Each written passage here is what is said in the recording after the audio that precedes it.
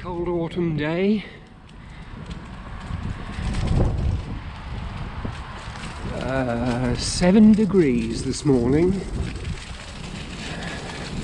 So long sleeves, long gloves, but still shorts. Quite a chilly wind as well.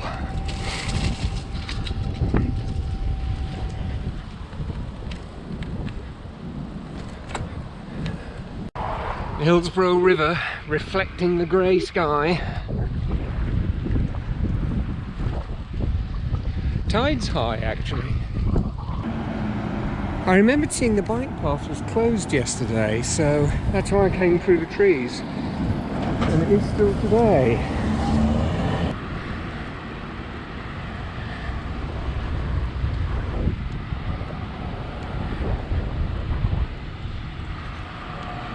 I think the trees were nicer yesterday in Strathgartney Provincial Park on our hike.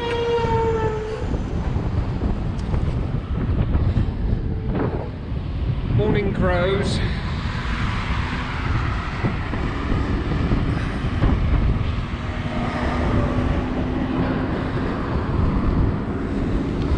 I bet that's full of something lovely.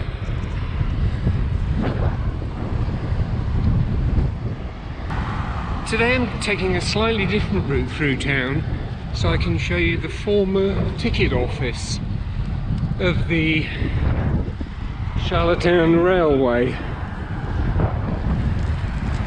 And that was it. I'm not sure what it's used for these days. And this is some kind of new headquarters building built for the Mi'kmaq tribe, local to PI, and in the distance is the engine shed for the old railways. That's now a hall full of diners and small eateries. Anyway, stop sign, but I'm not.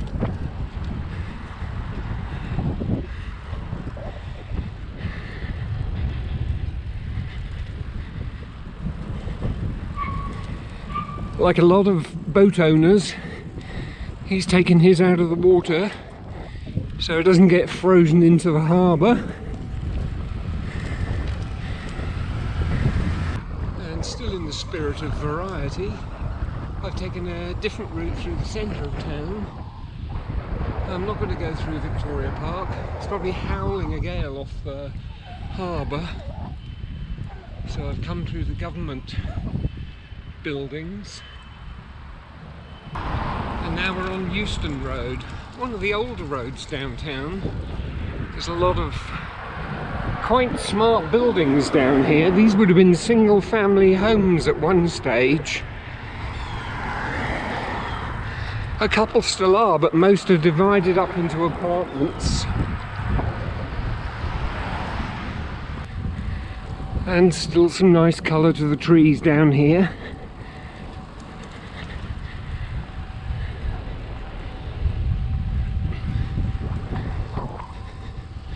That's an entrance into the Ball Diamonds, where they play baseball in the summer.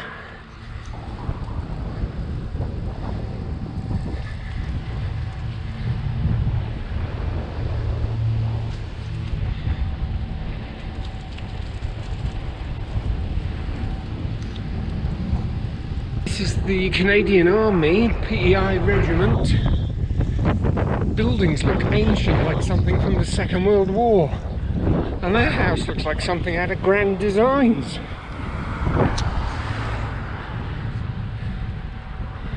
See, normally we come from that direction.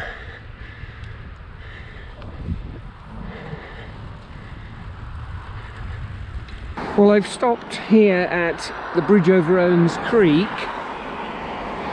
We can see several hundred Canada geese. Oh, and a blue heron there.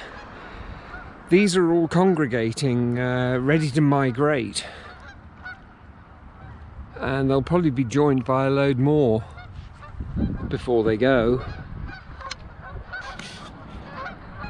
In fact, there's some up there who are already on their way.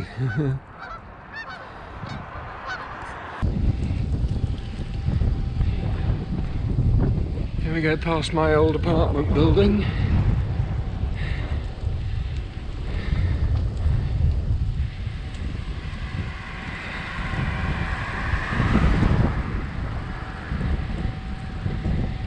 And I am going to take a trip down this road, which is the end of Beech Grove Road, and it's a dead end, but I wanted to see if there's any more development going on down here.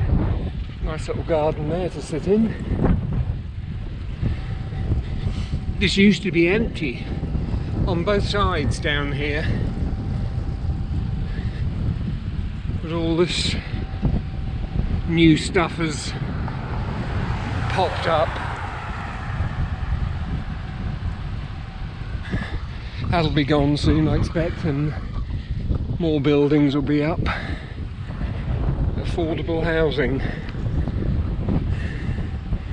Well, there really isn't anything new down here. I heard there was going to be a new build. That's a halfway home for children, like assisted living, and this is Beech Grove Home for seniors who require an element of nursing care.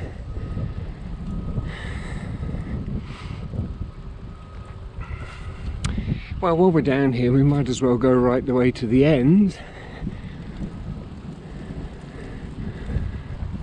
Well, this is about as far as we can go. It's the end of the land on this side. Pretty little area to sit.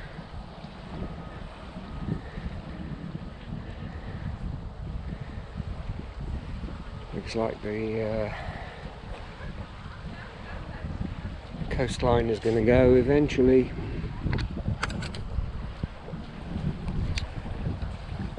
What a grey day.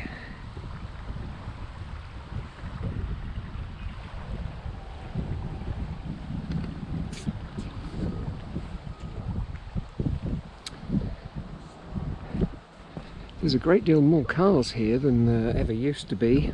Must have increased the nursing and care staff at the seniors' home. It's a lovely piece of land they have here. And you can walk right through the trees there. The wood is known as Beech Grove.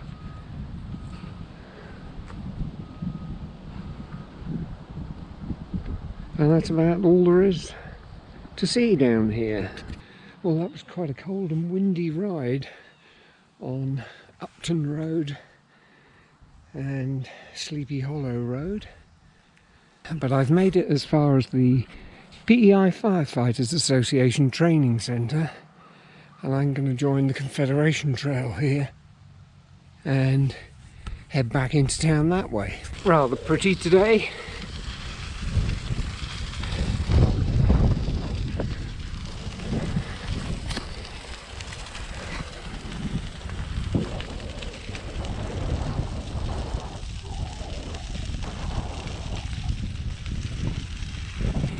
Little bit of maintenance going on here.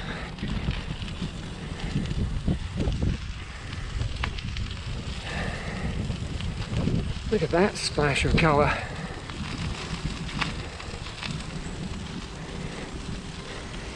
That guy's been along here taking out the weed growth, improving the look. The trail users and the residents whose properties come right the way up to the trail here. But when there was trains on here, I doubt some of these houses were here, if any.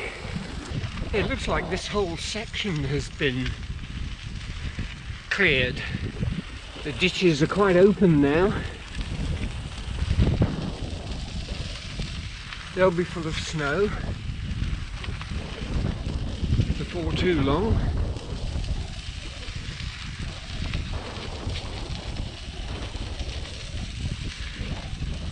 Whatever they've driven along here has left the surface pretty uneven.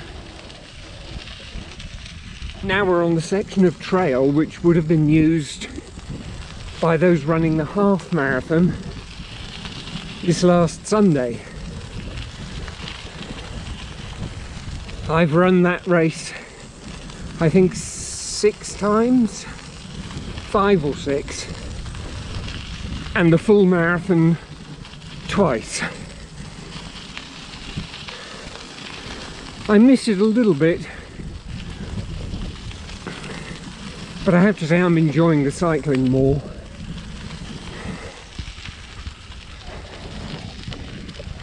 Doesn't hurt as much. And I hear that the Prince Edward Island Marathon was won by a Kenyan from Nova Scotia. How's that for a sign of the times? I hear he completed the 42 kilometres in record time for the island of 2 hours 20 minutes. Astonishing, really. I think my time was 4 hours 25 minutes. Isn't that nice? That isn't in there. You can just make out great piles of gravel. Some of it is milled road that's been dumped out here, and the other is new gravel that'll be mixed with tar and turned into new asphalt. They don't advertise this section of town very much. I wonder why. Looks like coal heaps in South Wales. So that's the kind of heaps that are out here. Lovely, eh? But look what I just spotted down here. These are old, looks like oil tankers that would have run on the railway. I'm just going to put my bike down for a second. Yeah.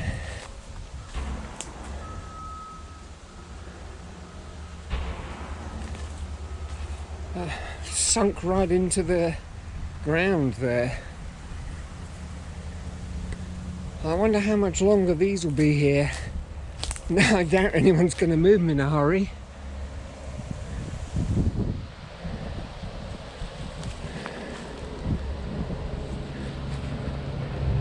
Well, it's only since the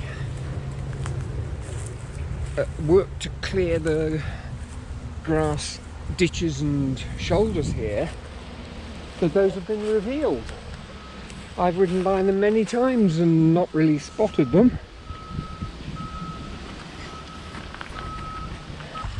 One good thing for us bikers about the PEI Marathon is that they spend time repairing potholes on the trail in the run-up to the race.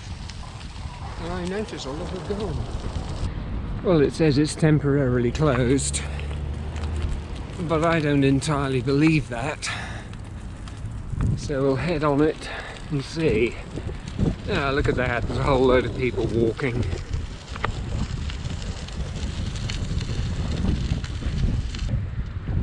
And we're home on a cold grey day.